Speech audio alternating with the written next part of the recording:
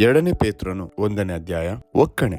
ಯೇಸು ಕ್ರಿಸ್ತನ ದಾಸನು ಅಪೊಸ್ತಲನೂ ಆಗಿರುವ ಸಿಮೆಯೋನ ಪೇತ್ರನು ನಮ್ಮ ದೇವರ ಮತ್ತು ರಕ್ಷಕನಾದ ಯೇಸು ಕ್ರಿಸ್ತನ ನೀತಿಯಿಂದ ನಮ್ಮೊಂದಿಗೆ ಅಮೂಲ್ಯವಾದ ನಂಬಿಕೆಯನ್ನು ಹೊಂದಿದವರಿಗೆ ಬರೆಯುವುದೇನೆಂದರೆ, ದೇವರ ವಿಷಯವಾಗಿಯೂ ನಮ್ಮ ಕರ್ತನಾದ ಯೇಸುವಿನ ವಿಷಯವಾಗಿಯೂ ಪರಿಜ್ಞಾನವು ನಿಮಗೆ ಉಂಟಾಗುವುದರಲ್ಲಿ ಕೃಪೆಯೂ ಶಾಂತಿಯೂ ನಿಮಗೆ ಹೆಚ್ಚೆಚ್ಚಾಗಿ ದೊರೆಯಲಿ. ಭಕ್ತಿ ಅಭಿವೃದ್ಧಿಗೆ ಅನುಕೂಲವಾದ ಪ್ರೇರಣೆಗಳು ನಮ್ಮನ್ನು ತನ್ನ ಪ್ರಭಾವದಿಂದಲೂ ಗುಣಾತಿಶಯದಿಂದಲೂ ಕರೆದ ದೇವರ ವಿಷಯವಾಗಿ ಯೇಸುವಿನ ದಿವ್ಯ ಶಕ್ತಿಯು ನಮಗೆ ಪರಿಜ್ಞಾನವನ್ನು ಕೊಟ್ಟದರಲ್ಲಿ ಜೀವಕ್ಕೂ ಭಕ್ತಿಗೂ ಬೇಕಾದವೆಲ್ಲವೂ ದೊರೆಯಿತೆಂದು ಬಲ್ಲೆವಷ್ಟೇ. ನೀವು ಲೋಕದಲ್ಲಿ ದುರಾಶೆಯಿಂದುಂಟಾದ ಕೆಟ್ಟತನಕ್ಕೆ ತಪ್ಪಿಸಿಕೊಂಡು ದೈವ ಸ್ವಭಾವದಲ್ಲಿ ಪಾಲನ್ನು ಹೊಂದುವವರಾಗಬೇಕೆಂಬ ಉದ್ದೇಶದಿಂದ ದೇವರು ತನ್ನ ಪ್ರಭಾವ ಗುಣಾತಿಶಯಗಳಿಂದ ಅಮೂಲ್ಯವಾಗಿಯೂ ಉತ್ಕೃಷ್ಟವಾಗಿಯೂ ಇರುವ ವಾಗ್ದಾನಗಳನ್ನು ನಮಗೆ ದಯಪಾಲಿಸಿದ್ದಾನೆ.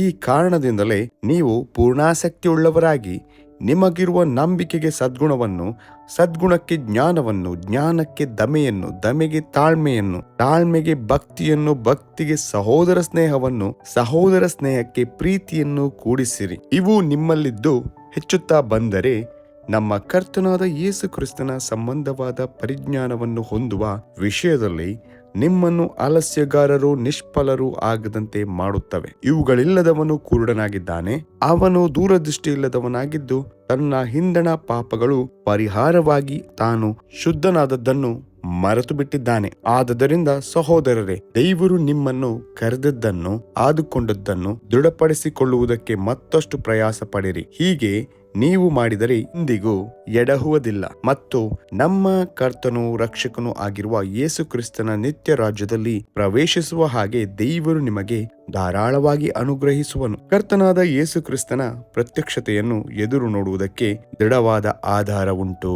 ಆದುದರಿಂದ ನೀವು ಈ ಸಂಗತಿಗಳನ್ನು ತಿಳಿದವರಾಗಿ ನಿಮಗೆ ದೊರಕಿರುವ ಸತ್ಯದಲ್ಲಿ ಸ್ಥಿರವಾಗಿದ್ದರೂ ಅವುಗಳನ್ನು ನಿಮಗೆ ಜ್ಞಾಪಕ ಕೊಡುವುದಕ್ಕೆ ನಾನು ಯಾವಾಗಲೂ ಸಿದ್ಧವಾಗಿರುವೆನು. ನಾನು ನನ್ನ ದೇಹವೆಂಬ ಗುಡಾರದಲ್ಲಿರುವ ತನಕ ನಿಮ್ಮನ್ನು ಜ್ಞಾಪಕಪಡಿಸಿ ಪ್ರೇರೇಪಿಸುವುದು ಯುಕ್ತವೆಂದೆಣಿಸಿದ್ದೇನೆ. ಯಾಕಂದರೆ ನಮ್ಮ ಕರ್ತನಾದ ಯೇಸು ಕ್ರಿಸ್ತನು ನನಗೆ ತಿಳಿಸಿದ ಪ್ರಕಾರ ಈ ಗುಡಾರವನ್ನು ಕಿತ್ತು ಹಾಕುವ ಕಾಲ ಬೇಗನೆ ಬರುತ್ತದೆಂದು ಬಲ್ಲೆನು. ನೀವು ನನ್ನ ಮರಣಾನಂತರದಲ್ಲಿ ಇವುಗಳನ್ನು ಯಾವಾಗಲೂ ಜ್ಞಾಪಕ ಮಾಡಿಕೊಳ್ಳುವುದು ಸಾಧ್ಯವಾಗುವಂತೆ ಪ್ರಯಾಸ ಪಡುವೆನು. ನಮ್ಮ ಕರ್ತನಾದ ಯೇಸು ಕ್ರಿಸ್ತನ ಶಕ್ತಿಯನ್ನು, ಪ್ರತ್ಯಕ್ಷತೆಯನ್ನು ನಿಮಗೆ ತಿಳಿಯಪಡಿಸಿದ್ದರಲ್ಲಿ ಚಮತ್ಕಾರದಿಂದ ಕಲ್ಪಿಸಿದ ಕಥೆಗಳನ್ನು ನಾವು ಅನುಸರಿಸುವವರಾಗಿರಲಿಲ್ಲ. ಆತನ ಮಹತ್ತನ್ನು ಕಣ್ಣಾರೆ ಕಂಡವರಾಗಿಯೇ ತಿಳಿಯಪಡಿಸಿದೆವು. ಈತನು ಪ್ರಿಯನಾಗಿರುವ ನನ್ನ ಮಗನು, ಈತನನ್ನು ಮೆಚ್ಚಿದ್ದೇನೆ ಎಂಬಂತ ವಾಣಿಯು ಸರ್ವೋತ್ಕೃಷ್ಟ ಪ್ರಭಾವದಿಂದ ಆತನಿಗೆ ಉಂಟಾದದ್ದರಲ್ಲಿ ಆತನು ತಂದೆಯಾದ ದೇವರಿಂದ ಘನಮಾನಗಳನ್ನು ಹೊಂದಿದವನಲ್ಲವೇ?